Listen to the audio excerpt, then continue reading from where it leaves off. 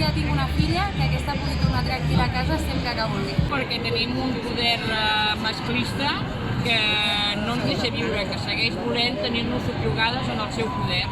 I fins que això no canviï, les dones s'han de seguir empoderant. Soc una persona gran, que es veu, i fa molts anys que lluito per defensar els drets de les dones. Que la violència, per exemple, era un drama terrible, Jo tenia 20 anys i no em deixaven sortir de casa. Pues me manifiesto porque es necesario que se nos escuche, si no nos saldríamos a la calle.